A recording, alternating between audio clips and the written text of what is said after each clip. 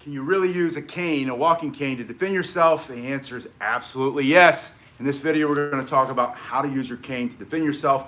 This is number 2 in this series. You're going to start with your cane in your right hand with the long side coming out of the thumb. Crank that forward to start to get the blood flowing into your wrist, your elbow, your shoulder. Stand up or sit down. This works standing or sitting, but you're just going to twist this around and you're going to warm everything up. Proper warm-up is very important no matter how old you are and how fit you are. It's going to improve your ability to stay safe during the workout. Turn your hand over and back, over and back. I was thinking about this the other day. That's a really hard hit, right? Think of this motion as slapping across the face, and then on the other side, kind of that back fist or that back slap. 1, 2, and that's the motion you're doing here. You're going forward and you're coming back. And notice that it's turning a little in my hand, which means my hand is closed and relaxed at the same time. So I'm going over and back. See, this hand is always up. Guard your head. Don't let them turn off your operating system by smashing it with a chunk of concrete, or maybe they're carrying a baton or they throw a punch. Make them get through this first. You might not always do this combat cane spinning or twirling, but it's a good way to warm up your body. Get this hand up here. It's good practice. Make it your habit. Going over, back and forth. You're going to start to squeeze your abs tight, and that's going to improve your posture, improve your overall health, your longevity. You're going to work on strength, endurance, flexibility, and mobility in this workout right now. So it comes out of the long side comes out of the thumb, palm up, hand mostly closed, cranking forward, stomach up and in, abs tight, feet under your body. Don't worry about your feet too much. Just stand up or sit down. Work sitting or standing for about 30 seconds. As you get the feel for it, start to speed it up. And here's the side benefit. This is the other thing that's happening. You're going to start to build thicker skin, calluses in the hand, which allows you to slide this cane through and not lose your grip. You're going to get sweaty, especially if you're down here in South Florida, or maybe you're in Houston like George. You're in Houston, it's 100-degree humidity, or whatever the term is, I don't know. I'm not a weatherman.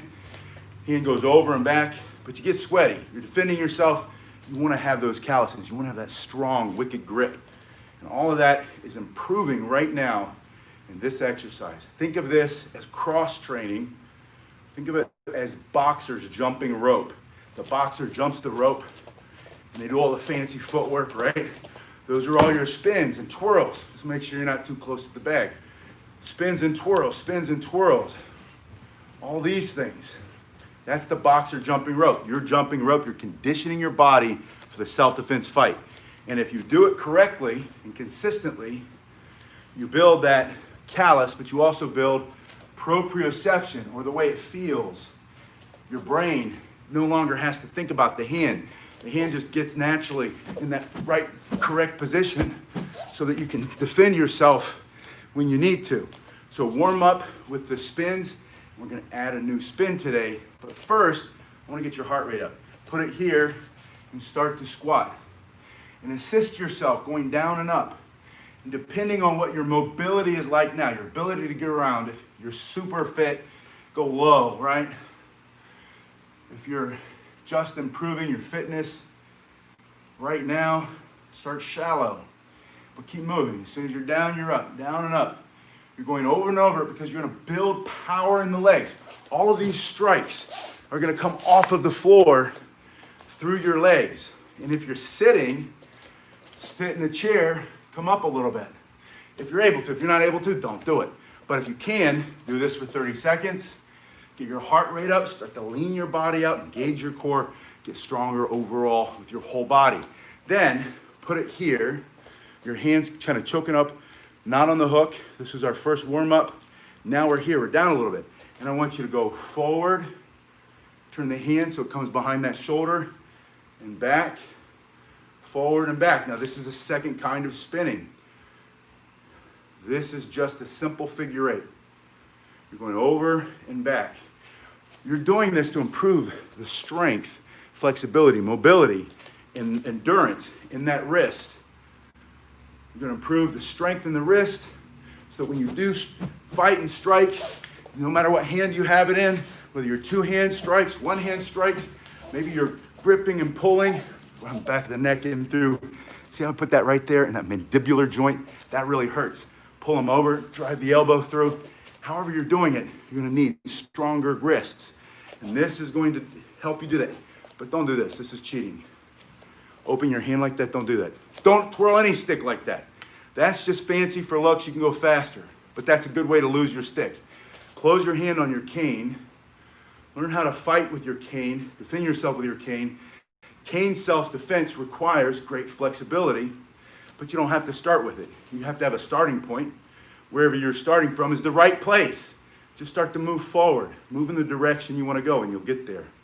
Just 30 seconds, other hand, put that foot forward. This is my left hand, left foot's in front. Right hand, make it a habit. Guard your head. Down and back, down, back. Think of it as one circle over here and one circle over here.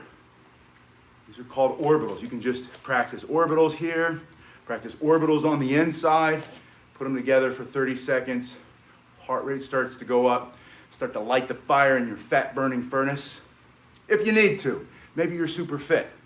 But if not, if you're like me, you're always looking for one little way to get a little bit stronger as you get older, more fit, more lean. So you have longer life, healthier life, better quality of life as you age. So you're going side to side, and then go back to another set of this shallow squat. Your feet are wider than your shoulders. Turn them out a little bit like a duck. That takes the pressure off the inside of the knee. And assist yourself. You're gonna see that you can move up and down further, engaging more of the muscle, lighting more of that fire, turning that stoking the fire up, the fat burning fire, but also starting to get more strength in the legs, strength in the knees, the ankles, the feet, the hips, starting to loosen everything up so that you get around better. But mostly, it's so that everything coming off the floor, when you start to fight and defend yourself, is harder and stronger, more explosive. That's all that power in the legs from doing the leg exercise for 30 seconds between each set today in this second workout on how to defend yourself or use your cane for self-defense. Now, go back into the right foot forward, left foot back, hands up. Practice getting into your protected position. Put the cane between you and the threat. Get it right in their line of sight so they have to look around just to punch you in the face. They have to get around if they want to try to hit you with a knife.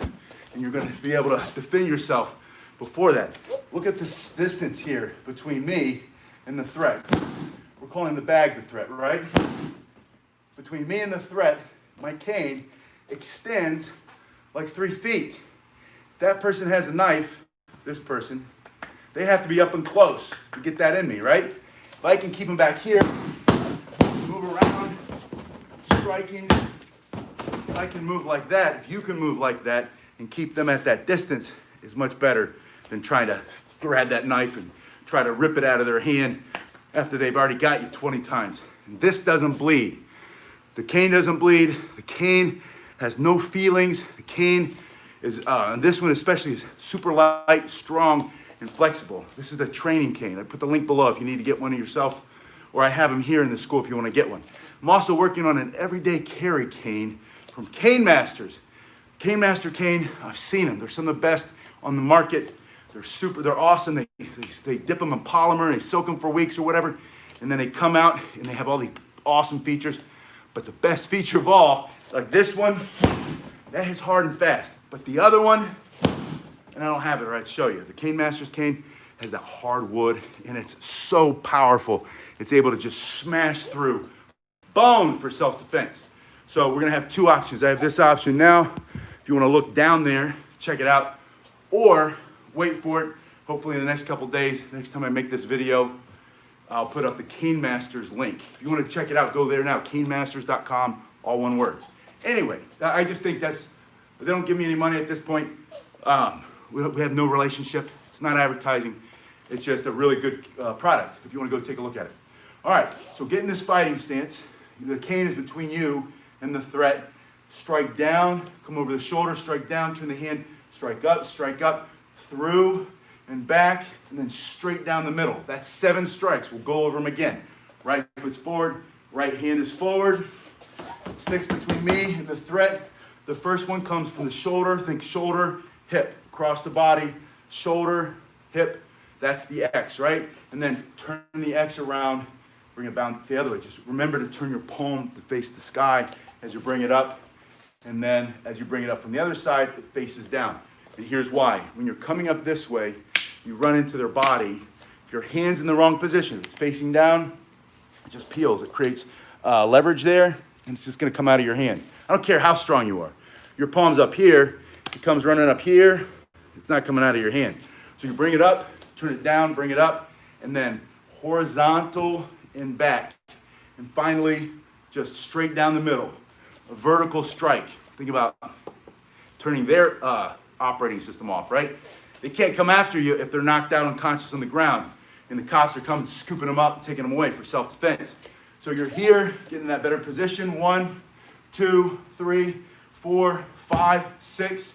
We go 1, 2, 3, 4, 5, 6, 7. Straight down the middle, put it in the other hand. 1, 2, 3, 4, 5, 6, 7. And then switch back and forth. This is what I want you to practice today. 5, 6, 7, and switch. Get in that position. 1, 2, 3, 4, 5, 6, 7, and switch. Now you're not doing this. I'm doing that. You can if you want. You're not going to do that when you fight, because that's what's going to happen. You're going to fall, right? Just put it over there. But I want you to get a great workout today, and I want you to disguise repetition. Disguising repetition is the key. If you can do 1,000 strikes like that, 1,000 strikes, harder and faster, then when you need to defend yourself, it's just instinctive. Comes out of your muscle memory. So I want to get a lot of them in. So you might throw it in the other hand. 2, 3, 4, 5, 6, 7. That's your workout. You're on the street. You're not walking up spinning like this. That's your workout. This is your workout. This is your workout, right? You're not, what is that? You're not saber fighting. That's not the work. You're in the ready position. You say back up. They don't back up, then you have your strike. But because you practiced it over and over and over again, you've got wicked speed, balance, power, coordination, all your accuracy. You're hitting exactly where you want when you want to hit it. And it's extremely, sorry about that. I keep losing you guys. All right, so we're here. You have those 7 strikes. Other hand, 1, 2, 3, 4, 5, 6, 7. And now this builds on the first workout. So I want to go into the kicks again. See if I can get back far enough. So your feet are just under your body. You put your weight on your cane, just a little bit. Your hand is up, and you lift your knee, and you kick. Now this is another drill. It's another 30 seconds to get your heart rate up, to lean out your body, to build power in your legs, flexibility. So keep it low. It's not a high kick. You're not kicking them in the chin. You're not even kicking them in the chest. You're not even really kicking them in the groin. You're just kicking them in the shin, or in the ankle, or in the foot. And really, you're just starting to build power in the legs. You're going to do this for 30 seconds. 30 seconds. And then you're going to come up into this position where they catch you off guard and you're kind of squared up and they're right here in your face. You're going to bring your staff or your cane. I always say staff. Bring your cane straight down. And think of this. If they're so close that you can't bring the cane between the two of you and you just kind of have to bounce it off their head and break it down their glasses and break their nose and maybe pull out a couple of their lower teeth to get it in position, that's okay because it's self-defense, right? So if I'm here, I don't want to break my glasses. I'm face to face, and I have to bring it down between the two of us, and I have to, hear that? To rip it down, all of that soft, fleshy tissue on his face, because I told him, back up, I have a right to defend myself, and he's too close, and then I'm going to shove him. From here, and then you're going to shove. You're going to bring it down and shove. 1, 2. 1, 2. But that's not the whole workout. From here, shove, and then step sideways and rifle butt. Think of this as a big knuckle, big fist, right? Right into the ribs, and then shuffle the other way. And when I say shuffle, I just mean step to the side. Watch my feet. From here, 1, 2, 1. That's it. That's all it is. So I'm here, bring it in, 1, 2. Blast that guy. Come over to the other side. Blast that guy. I bring it down, strike to the front, strike here, strike there. You don't need bags. You can do it from here, shove, in, strike, just as long as you do that for 30 seconds. And then put the cane in the other hand. We're going back to a kick, but this time I want you to try. See what? This is the Bruce Lee Kung Fu Wushu. Not Wushu, I always get that wrong. These are the flip and spin guys. One of my favorite martial arts of all time. Capoeira and Wushu, my favorites. Because they're acrobatic, they're just fun to watch. Not practical, but fun to watch. What is it? Wing Chun. The Wing Chun, like Master Wong and Ip Man and Bruce Lee. They got that little Wing Chun kick, and the foot turns. The foot turns. And as goofy as that looks to my eye, and that's a silly thing for me to say, because what do I know, right? But as funny as that looks, it's so effective. It's so effective. From here to here to here. And I had the Kali guys in my last martial arts school for like 25 years. And we all did all kinds of training all the time. Train with Kali guys. Cross training, right? Because I love what they do, the sticks and the knives. And they always do the little Wing Chun kick. And we had the, what's it called, the Mak Jiao, who is it that's called? The wooden dummy. And we're off busting on the wooden dummy because we all want to be Bruce Lee. We all, you know who did it better than Bruce Lee? Don't get offended. Jackie Chan. Jackie Chan did a movie, and he's in there busting on the Mak Jiao. Maybe Jet Li.